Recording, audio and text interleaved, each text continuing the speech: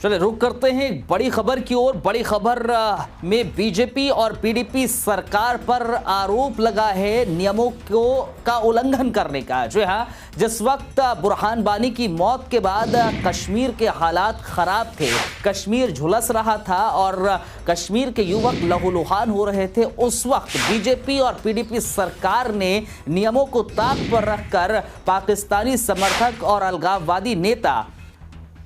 गिलानी के पोते को सरकारी नौकरी मुहैया कराई है। जो है, ये आरोप लग रहा है बीजेपी और पीडीपी सरकार पर कि नियमों को ताक पर रखकर गिलानी के पोते को नौकरी दी गई है, और उस वक्त जब कश्मीर के हालात बेहद ही नाजुक थे। इसी खबर पर और ज्यादा जानकारी के लिए अपने संवाददाता आसिफ नायक का रुख करते हैं। आसिफ, पूरी खबर क्या है? सबसे पहले तफसील से ये बता दीजिए हमारे दर्शकों को। अब्दुल, एक कहावत है अंग्रेजी में, रूल्स आर फूल्स। ये कहावत जो है इस मसले में पूरी जो है वो बैठती है। और मैं आपको ये बात बता दूं कि सईद अली शाह गिलानी जो कि पाक समर्थक अलगाववादी नेता है, और बताया जाता है कि जितने भी कश्मीर में हालात खराब हुए हैं, चाहे वो 2010 का समर अनरेस्ट हो या 2016 समर अनरेस्ट हो, उसमें अलगाववादियों का जो है वो काफी रोल रहा है युवकों को उकसाने के लिए और उनको पत्थरबाजी कराने के लिए, जिसमें फोर्सेस पर पत्थरबाजी की जाती है, किसी एनकाउंटर हो उसके बाद पत्थरबाजी की जाती है। तो इसमें काफी लोग जो है वो पिछले साल भी मरे जब बुरहान वानी का 8 जुलाई को एनकाउंटर हुआ था अनंतनाग में सिक्योरिटी फोर्सेस के साथ, उसकी मौत हुई थी। तो उसके बाद हैरानी की बात यह है कि जो सईद अली शाह गिलानी हमेशा हिंदुस्तान और उनकी गवर्नमेंट के खिलाफ बोलता है और चाहता है कि जो कश्मीर है वो हिंदुस्तान का हिस्सा ना रहकर पाकिस्तान का हिस्सा बने या आजाद हो जाए, तो उसके पोता जिसका नाम अनीसुल इस्लाम है, उनको जो है वो जम्मू कश्मीर सरकार ने शेर कश्मीर इंटरनेशनल कॉम्प्लेक्स में जो है, जो कि जे&के टूरिज्म डिपार्टमेंट के अंदर आता है, उसमें एक नौकरी दी गई है। और इस नौकरी के एवज में उसको 12 लाख के करीब जो है वो साल में तनख्वाह मिलेगी। बिल्कुल हैरानी की बात यह है कि जहां जम्मू कश्मीर में 10 लाख से ज्यादा अनएम्प्लॉयड यूथ है, वो नौकरी के लिए तरस रहे हैं, लेकिन दूसरी तरफ से सईद अली शाह गिलानी जो उसका पोता है, जो हमेशा हिंदुस्तान के खिलाफ जो है बोलते रहते हैं, उसको जो है वो आसानी से नौकरी मिल जाती है। हाँ, बिल्कुल बिल्कुल आसिफ, यहाँ पर यही चीज समझने वाली बात है कि एक तरफ जहाँ जम्मू कश्मीर में बेरोजगारी का आलम बहुत ज्यादा हो रहा है, दूसरी तरफ एक ऐसे शख्स के पोते को नौकरी मुहैया कराई जाती है जो शख्स जो है वो लगातार भारत विरोधी, कश्मीर विरोधी, और वो ये चाहता है कि कश्मीर पाकिस्तान का हिस्सा हो जाए। अलगाववादी नेता के नाम,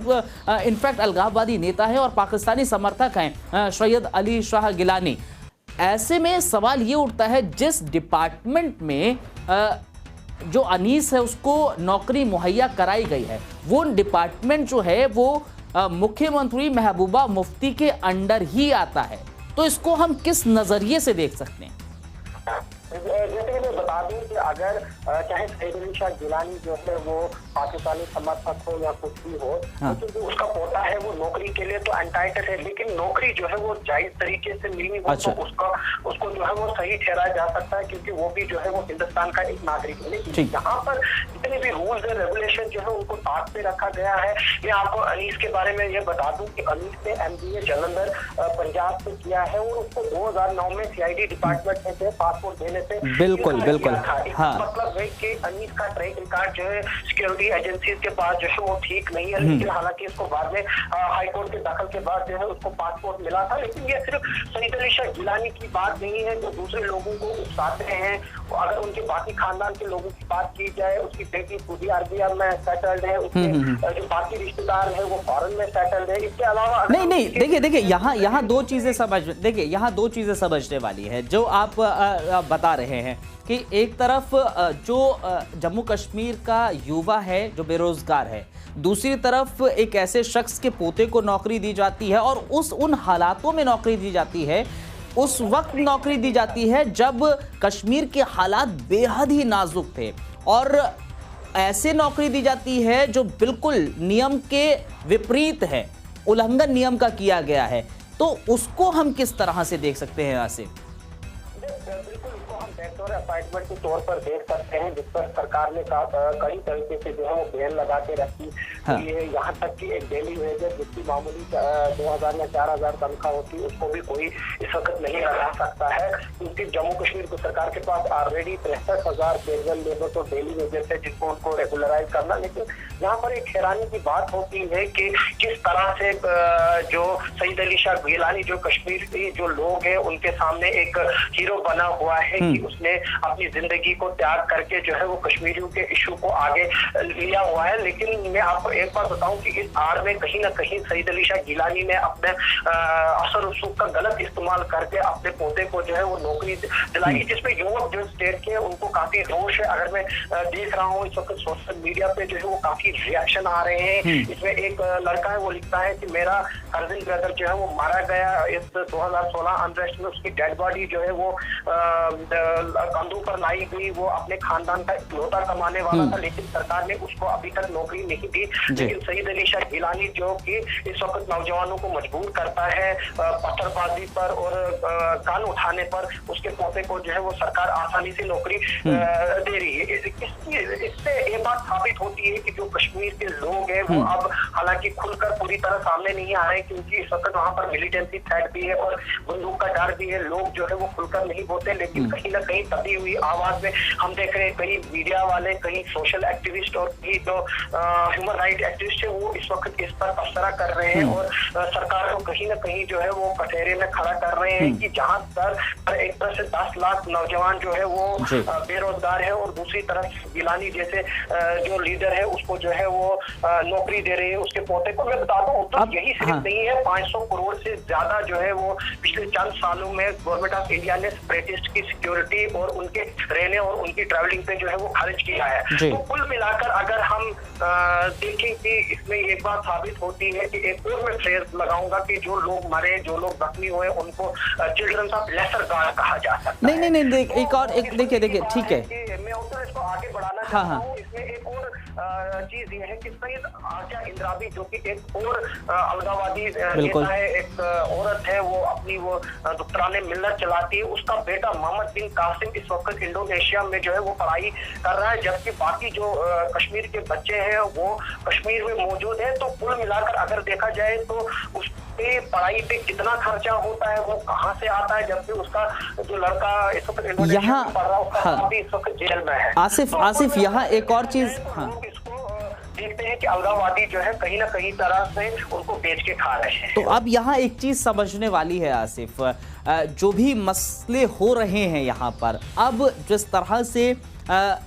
गिलानी के पोते को नौकरी मुहैया की गई है, अब अगर हम इस पूरे मसले को शुरुआत से और अब तक नज़र डालते हैं तो यहाँ पर खामी सरकार की नज़र आ रही है। दोषी अब कौन हो सकता है, किसके ऊपर अब हम बात कर सकते हैं कि हाँ इसमें इसकी गलती है? दोनों पे गलती जो है वो जाहिर होती है। सरकार एक तरफ से कई पोस्टें पड़ी हुई है पब्लिक सर्विस कमीशन में या सर्विस सिलेक्शन बोर्ड में, तकरीबन 70-80 हज़ार पोस्टें ऐसी हैं जिनको कई सालों से रिकमेंड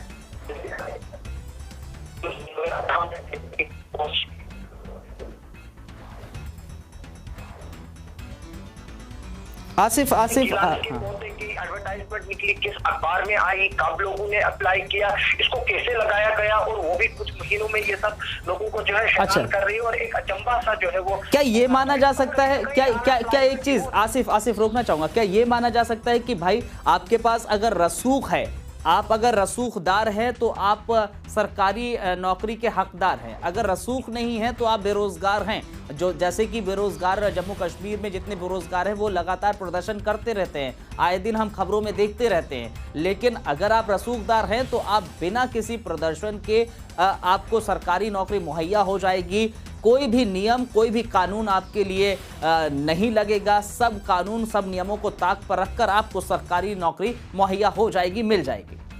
जी जी बिल्कुल। अब अगर आप देख रहे हैं, इस बात का जवाब जो है लोग और जो अनएम्प्लॉयड जो नौजवान है वो सिर्फ न कि महबूबा मुफ्ती से, ना सईद अली शाह गिलानी से, बल्कि प्रधानमंत्री से भी जो है वो मांग रहे हैं। क्योंकि जिस तरह से प्रधानमंत्री इस वक्त पूरे देश में, पूरे विदेशों में जाकर प्रचार कर रहे हैं अपने साफ शफाफ इमेज होने का, तो कहीं ना कहीं क्योंकि बीजेपी जो है वो यहाँ पर गवर्नमेंट में है, कहीं ना कहीं प्रधानमंत्री और जो बीजेपी के नेशनल प्रेसिडेंट है अमित शाह, उनको भी जो है वो जवाब देना पड़ेगा। लेकिन साथ में सईद अली शाह गिलानी जो है इस वक्त पूरे घेरे के बीच में आ चुका है और लोग उससे पूछ रहे हैं कि जब तुम लोग हमारे नौजवानों को बहकाकर उनको प्रोटेस्टों में भेजते हो, उनको पढ़ाई के लिए भेजते हो, तो अपने बेटे को उसी अंदाज में जो है नौकरी के लिए भेजते हो। मैं आपको एक और बात बता दूं, जब पिछली बार स्कूल बंद थे, जलाए गए थे, स्कूल एग्जाम हुआ था, वहां पर बाइकाट काल दी गई थी हर चीज की, लेकिन गिलानी साहब की जो पोती थी वो साफ शफाफ तौर पर जो है वो अपना एग्जाम देने के लिए गई थी, जबकि बाकी स्टूडेंट थे उनको जो है वो सिक्योरिटी कंसर्न था। साथ में ये भी मैं बताना चाहता हूँ कि जिस वक्त ये अपॉइंटमेंट हुई है उस वक्त कश्मीर में एजिटेशन, बुरहान वानी की जो समर एजिटेशन करने के बाद जो है वो पीक पर थी। इस नौकरी के लगने के बाद अचानक वो एजिटेशन जो है वो खत्म हो गई। इससे जब ये जाहिर होता है कहीं सरकार के बीच में और गिलानी के बीच में जो है वो कंप्रोमाइज हुआ और जो समर 2016 का अनरेस्ट है उसको जो है किसी तरह से खत्म किया। चलिए बहुत बहुत शुक्रिया आसिफ तमाम जानकारी साझा करने के लिए। लेकिन कुल मिलाकर ये माना जा सकता है कि जिस तरह से उस वक्त नौकरी गिलानी के पोते को मिली, जिस वक्त कश्मीर के हालत बेहद ही पेचीदा थे, कश्मीर जल रहा था, झुलस रहा था, युवक लहूलुहान हो रहे थे, और उस वक्त बीजेपी और पीडीपी वाली सरकार ने गिलानी के पोते को नौकरी मुहैया कराई, वो भी जो नियम हैं उनको बिल्कुल ताक पर रख के। इस बात से एक चीज़ जाहिर हो जाती है कि कहीं ना कहीं रसूख का खेल यहाँ देखने को मिला। जिस तरह से हमारे संवाददाता आसिफ ने भी बताया कि कहीं ना कहीं ये भी माना जा रहा है कि जो उस वक्त हो रहा था बुरहान वानी की मौत के बाद जिस तरह के हालात थे कश्मीर में, और जब गिलानी के पोते को नौकरी मिली और उसके बाद वो हालात थम गए, कहीं ना कहीं बीच सरकार और गिलानी के बीच कुछ ना कुछ चल रहा था। लेकिन इस सिलसिले में ज़रूर आगे इस खबर पर हम बने रहेंगे, नज़र हमारी बनी रहेगी और आप बने रहिए वक्त इंडिया के साथ। नमस्कार।